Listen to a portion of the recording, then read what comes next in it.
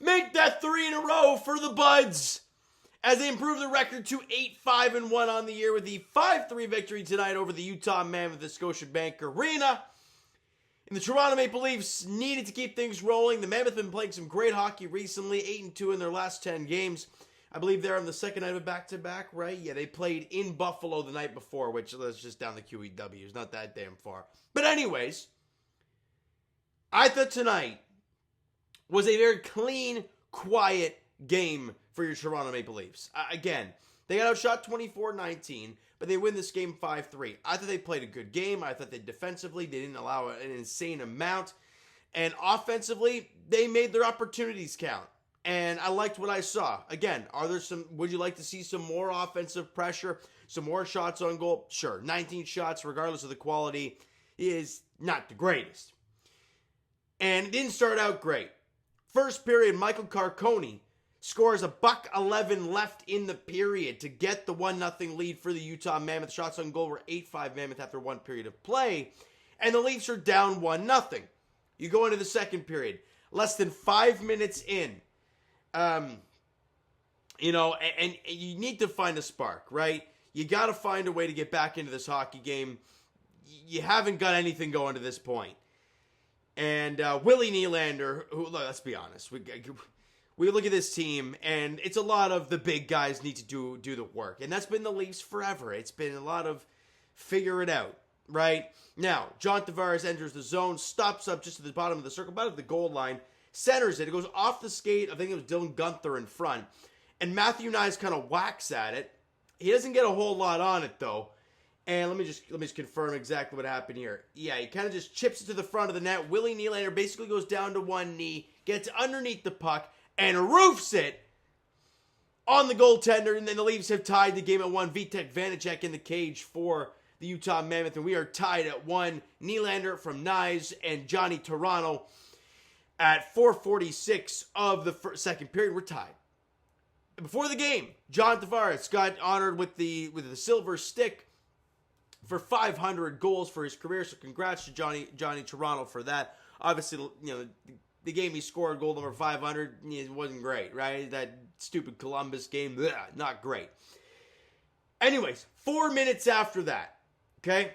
After the Leafs have tied the game, it went to their legs a little bit, and they had some great opportunities. Matias Maccelli gets the puck below the goal line, gets out on his backhand, and gives it to Austin Matthews at about the top of the circle, and he winds up the one-timer. Clapper, bang, buries it past Vanacek, and that is 3 consecutive goals now for Austin Matthews that he scored from distance. He had the one against Philly that was up near the blue line.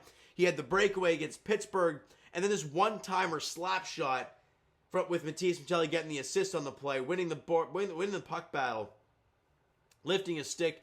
Obviously, the puck was dumped in by, who was it? Jake McCabe.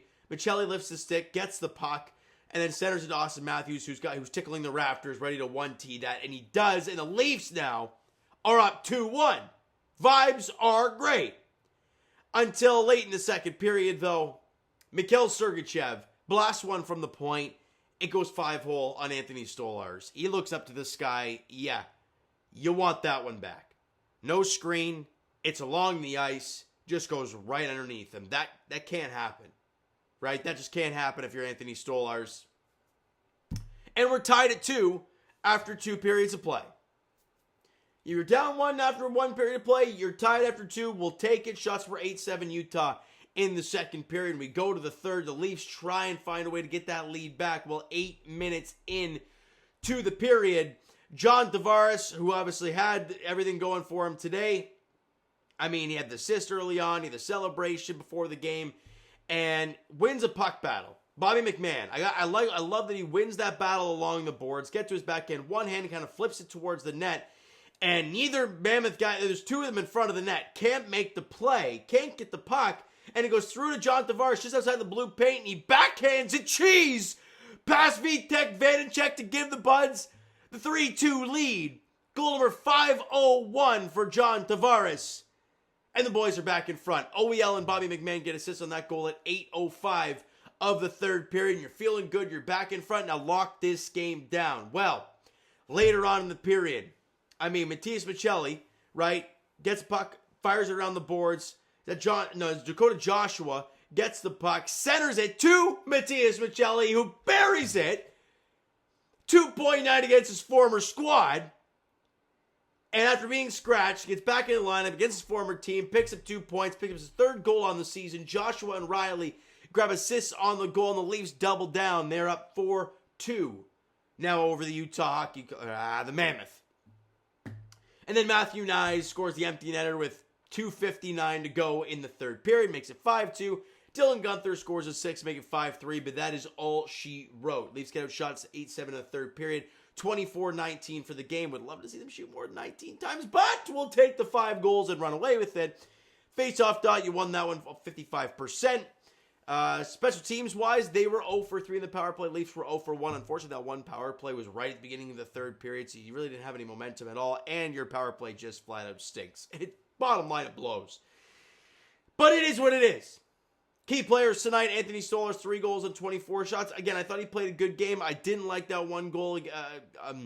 Obviously, Sergachev's goal, and it is what it is. You know, I want to see Joe Wall back in the net. Give Stolarz a breather, because the Caden Primo stuff we can't do. So you need to find a way to get him a breather somewhere, some way, somehow.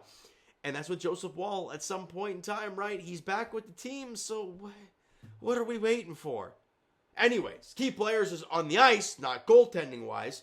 John Tavares, a goal and assist and a +2. Johnny Toronto, guys, he's got 18 points in 14 games this year to this point. He's been outstanding. Matthew Knies, goal and an assist, had the empty netter. He's got 18 points in 14 games. Willie Nylander with a 2-point night. He's got 20 points in 11 games. He has been electric this season. And all the 5-on-5 scoring for this Toronto Maple Leafs team, because that's what everything was today. 5-on-5 goal scoring, except for it was a 6-on-5 against, I guess, the Knies empty netter. A lot of 5-on-5 goals, which is great, but you'd love to see your special teams come through at least once in a blue moon.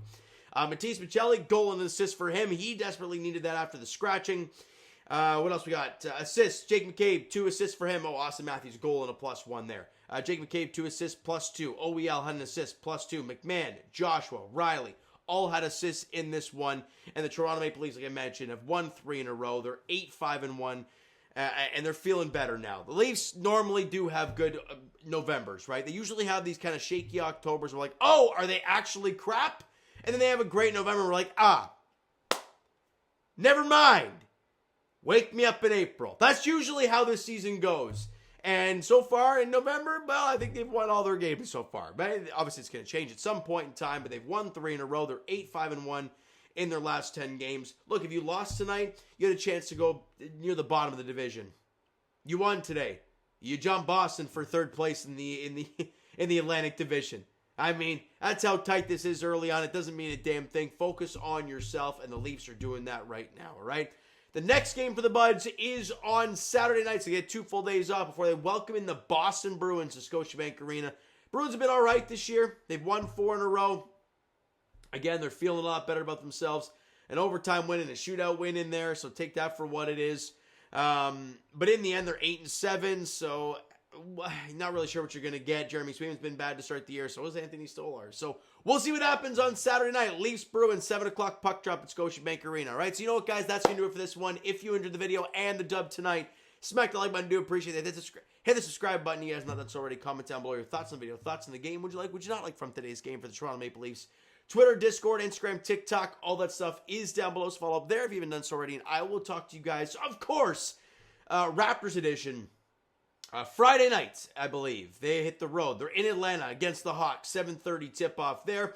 And for your Toronto Maple Leafs, back in action Saturday night as they host the Boston Bruins at Scotiabank Arena. 7 o'clock puck drop there. Thank you so much for listening and watching. I hope you enjoyed the video and the dub tonight. Talk to you guys then.